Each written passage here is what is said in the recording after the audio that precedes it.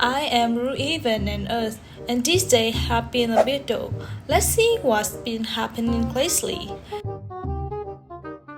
Since the appearance of Press City in Vietnam, it seemed like a plethora for everyone to flex and gossip about a secret to well. Recently, a particular profile has been getting quite attention among the Press City residents, with the username Toden. Sounds familiar? Doesn't it? For those who don't know who Toden is, let's dive into why this top 10 red personally is causing such a stir. Open closer inspection. This character is quite low-key about personal information, but no worries, I am Ru Even and Earth, so low-key to me it's just background lofi. From the surface, all I see is the name Toden and the face for original reminiscence of zoo vendors like Phu Bao. However, unlike those adorable creatures, this guy wore a title, which sound kind of relatable, except one is cute and the other, well, I don't even know how to describe. Let's find out what this guy had to offer. Here is he. After a little effort, I finally understood why someone like him suddenly rose to fame. Turns out, Toden became infamous for his dread, cruelty, and relentless exploitation of wealth from the people through various methods.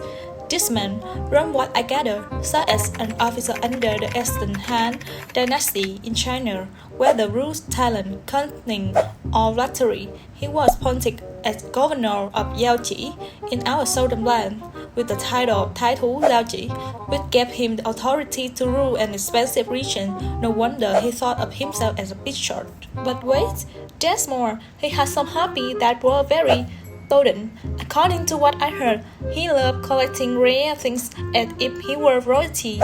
Thanks to Toden, I realized that ancient royalty wasn't all that different from this guy. Not only was he into collecting, but he also enjoyed flaunting his acquisitions.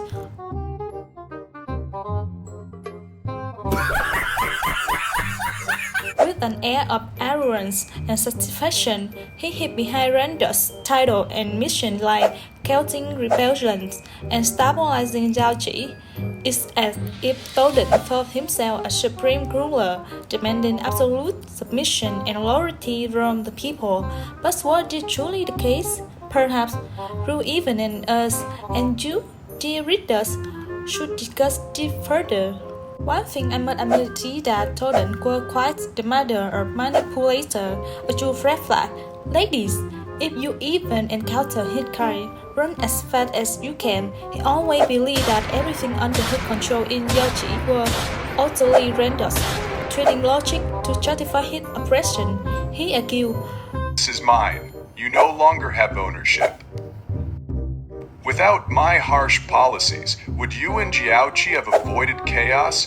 Without increased taxes and trade, would commerce have flourished?" What do you think about these justifications? Leave a comment below. This guy was also a matter of deception with countless shady tactics. One day he claimed he was offering tribute to the emperor, and the next he embezzled it for himself. He exploited tax policy to the fullest, laundering wealth and leaving people. It's no surprise that he earned infamous nicknames like Tai Tu Xiaoji, the Greedy One, the Oppressor, and so on.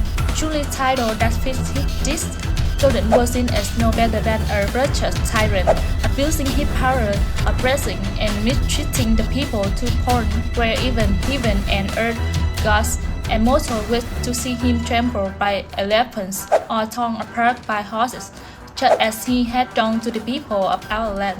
His oppressive policy as governor of Yaoji stirred widespread resentment and suffering. He was even accused of forcing many women to be his children and enslaving numerous Yaoji women as servants. A northern civilian were slaughtered, and local leaders were ruthlessly suppressed. Everywhere his soldiers marched, sorrow and despair followed.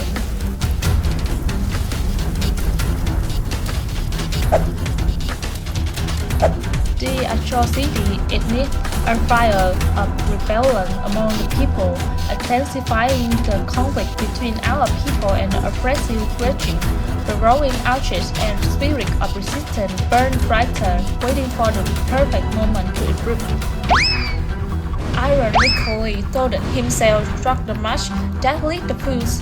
In a foolish move, he targeted Hiset, the husband of Jinjak, perhaps sensing the public's unrest. The arrogant governor decided to make an example of Hiset by trimming his arrest and execution. But little did he know, this move marked the beginning of his downfall rather than quelling dissent. It ignited a full-blown rebellion. The people rose up, ready to oust him and send Thoth back to his marker. When enemies come to the doorstep, even women fight back. And when women march to the enemy's doorstep, no invader can rebel. In 14 CE, Haibajun raised the flag of rebellion, relying on people to rise out to invaders.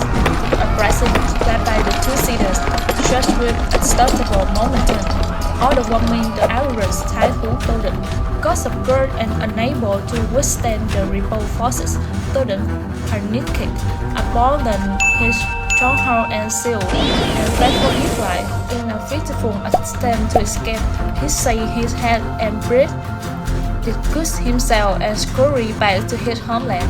A once imposing Han official reduced to the northern valley, feeling in disgrace. Although he narrowly escaped death, Thoth paid the price for his failure.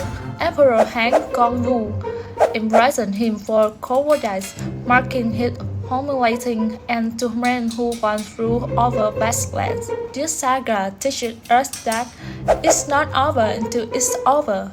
Thoth, sent by the Han dynasty to govern Jiaoji, ended up as one of the most disgraceful governors in our history.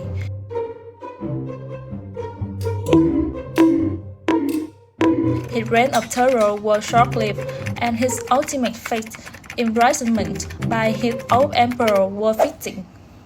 Both Vietnamese and Han records document Thoth raped and cruelly, yet his legacy now lies buried in history, overshadowed by the triumph of the Haibajun uprising.